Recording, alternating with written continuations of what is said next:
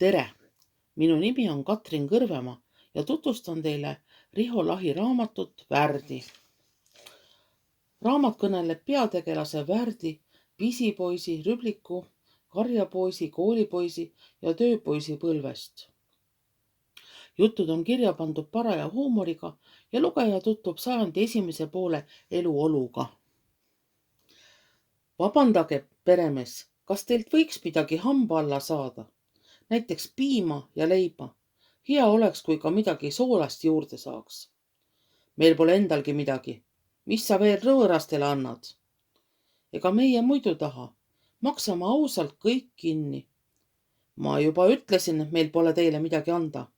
Nähvas peremees pahaselt ja kergitas pükse, nagu mõista andes, et temalgi on kõht tühi. Demonstratiivselt pööras ta poistele selja ja astus tuppa. Siin polnud enam midagi teha. Poisid võtsid oma mõõdulindi, vardad, teodoliidi ja seljakotid ning astusid edasi. Võib-olla on mujal rohkem õnne. Poistele jäi meelde nägus majake Mäetaguse vallas, kui just enne seda paaris suuremas talus neile söögi andmisest selge sõnaga ära üteldi, siis siit oli väga vähe lootust midagi saada. Võis arvata, et siinne pererahvas sai ka ise ostu leiba, kuid poisse võeti vastu kui külalisi. Pärast teetolmu mahapesemist juhatati nad puhtasse kambrisse, kus oli juba kaetud rikkalik laud. Pärast sööki kujunes nagu iseenesest väga sõbralik ja hubane õhtu. Perenaine mängis klaverit. Tuli välja, et oli kohalikus algkoolis õpetaja. Peremees jutustas oma seiklustest valla masina ühisuse traktoristina. Poisid rääkisid koolipoisi anekdoote ja koos üritati lauldagi. Oli juba hiline öö, kui rännumehed tagakambrisse puhaste linade vahele magama juhatati. Kui hommikusöök söödud ja aeg oli teele asuda, ei suutnud poisid pererahvale kuidagi selgeks teha, et nad kõige hea eest ka maksta tahavad. Oli kohe näha, et tasu võtmisest keeldumine ei olnud seekord tavaline viisakuse pärast põiklemine. Otse ja selgelt öeldi. Teil kuluvad need kopikad endalegi ära. Õpilaste asi.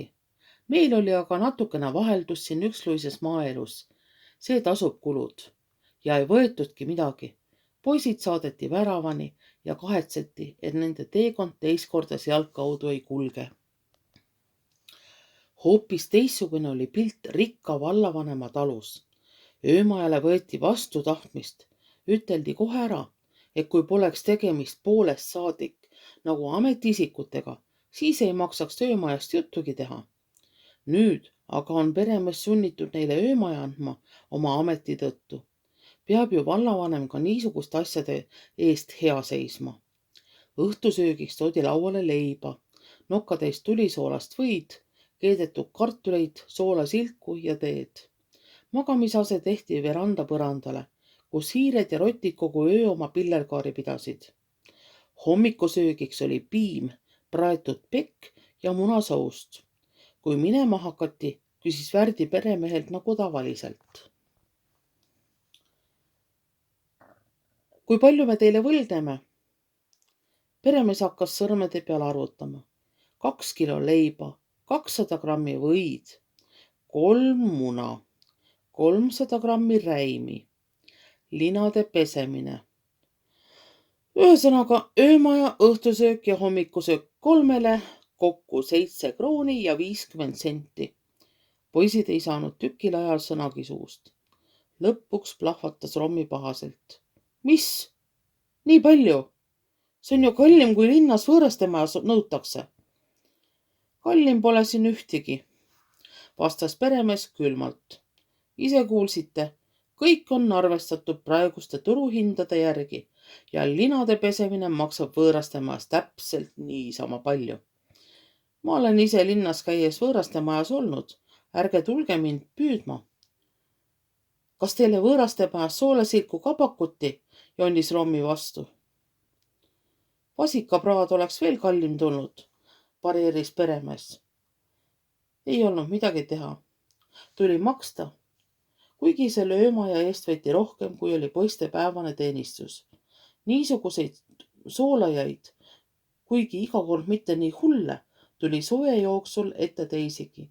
Sellepärast muutusid poisid mõnikord häbematukski.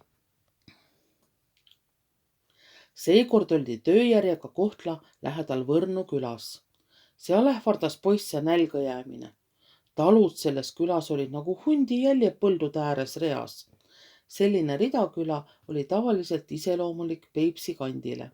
Sisemaal oli rohkem levinud hajaküla tüüp, kuid võrnukad olid praktilised.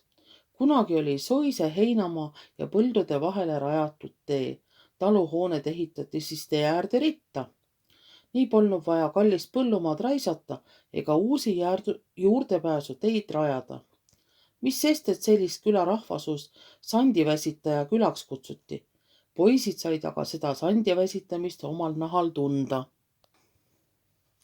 Aeg aga läks ja kõhud jäid järjest tühjemaks ja näljatunne kasvas, sest päike kaldus juba tugevasti metsalatvade poole. Nördinult astuti sisse viimase talu õueväravast. Ka see paistis olevat suur ja jõukas talu, kuigi rehalaga koos oli elamuosa kenasti värvitud ja maja otsas laius suur õunaaed. Kodus oli umbes 60-aastane vanaema.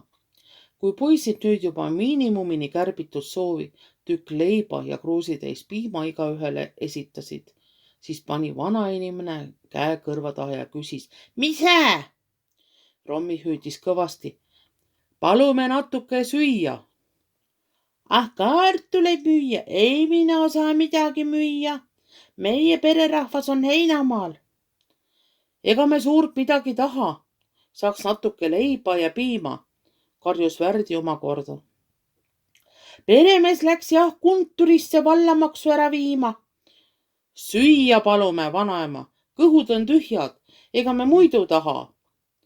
Värdi täiendas oma kõva häälega väljendatud soovi püksivärvli üles-alla loksutamisega. See žest oli nii ilmekas, et kurdim kui kurt pidi aru saama, et mehepoegadel on kõhud tühjad. Ah, süüa tahate? Kullakesed, ei mina saa midagi anda. Pererahvas ei luba. Toidukraam on saahvris ja saahvriuks lukus. Ma ise annaksin küll, aga mul ei ole midagi. Kas teie siin talus olete? Muutusid poisid uudishimulikuks. Mise? Ah, mina või? Eks ma olen perenaise ema. Eks ma saa teinekord ise ka tühja kõhtu kannatada, kui pererahvas kodust ära on. Kõik uksed on lukus. Pole parata, sellest neetud külas meie süüa ei saa, pöördus Värdi poiste poole. Läki, tuleb edasi vantsida. Vahest on Rääsa külas vastutulelikum rahvas. Sinna pole rohkem kui 6 kilomeetrit. Lausa kiviga visata, nähvas Rommi irooniliselt. Jäeti hüvasti ja hakati õuepõrule jäetud tööriistu selga seadma. Vanaema tuli poiste järele uksele ja küsis uudishimulikult. Mis asjamehed te olete, ent niisugused imelikud riistapuud kaasas? Värdil oli kogu Võrnu küla peale süda täis. Tühi kõht teeb ikka õelaks. Ta karjus vanaemale kõrva. Meie oleme maamõõtjad. Tuli käsk, et Võrnu küla suurematest aedadest tuleb osa popsidele aiamaaks mõõta, et neil poleks vaja puudust tunda. Ah, maamõõduhärrad, imestas vanainimene ja hakkas korraga hoopis paremini kuulma. Ah, niisugune lugu, et popsidele antakse talu küljest maad. Tehti jah niisugune seadus. Ah, seadus kohe, tulge siis ometi tuppa, kuhu te tühja kõhuga ikka lähete. Vaatan, ehk saan midagi kätte. Tulge aga julgesti, ma saan pererahva käest riielda, kui sellised härra söömata ära lasen minna. Tulge aga kambrisse, siin nagu veidi puhtam olemine. Istuge natukene aega, vaadake pilte, nii kaua kui ma sättin. Või ehk soovite väheke pikali heita ja puhata, kuni ma süüa teen. Eks te vaesakesed ole väsinud kogu päev jala peal. Poisid tänasid ja võtsid laualt sametkaantega ja vesklukkudega pildialbumi. Köögipoolelt aga kuuldus särinat ja ukse vahelt tungis tuppa peki praadimise magus rasvast lõhna. Sülg valgus suhu ja maamõõduhärrad nautisid juba ette eelseisvat söömaaega. Ei kulunud pool tundigi, kui käbe vanainimene uksele ilmus. Palun nüüd kööki tulla, ärge pange pahaks, aga meie pere sööb alati köögis. Kattaks härradele laua siia kambrisse, aga ma ei leidnud kusagilt puhast laulnina. Ei tea, kuhu see Elsa nad on toppinud. Leppige seekord köögiga, olge head. Poisid olid nõus kas või saunalaval sööma. Peaasi, et ammugi nurisema hakanud kõhtu midagi rahustuseks sisse saaks. Köögiuksel jäid poisid tulpadena seisma. Nii kuninglikku lauda ei osanud nad oodata. Keset suurt värvimata köögilauda asus paraja silmapesukausi suurune pütt koorimata hapupiimaga. Selle kõrval oli liud täis pekiga praetud mune. Siis oli seal veel taldrik isu äratavate singiviiludega, tass võid, leiba ja värskelt küpsetatud lõhnavat nisusepikut. Leppige sellega, mis ma kiiruga kätte sain. Prostoi söök koju on. Eks perenaisena ise oleks paremat vaadanud ja teinud. Mis mina vana inimene nüüd enam mõistan või oskan, olge nüüd head ja istuge kuhu keegi saab, laske sellelgi hea maitsta. Poisid ei lasknud ennast mitu korda sundida, nagu mõni kohtlane pulmavõõras, kes pärast hoopis söömata jääb. Ei seal olnud enam aega sõnagi lausada, õieti poleks see täis suu tõttu võimalik olnud. Kui poisid lõpuks püsti tõusid, tänas Värdi vanaperenaist südamest, hüva kõhutäie eest ja tõmbas taskust rahakotti.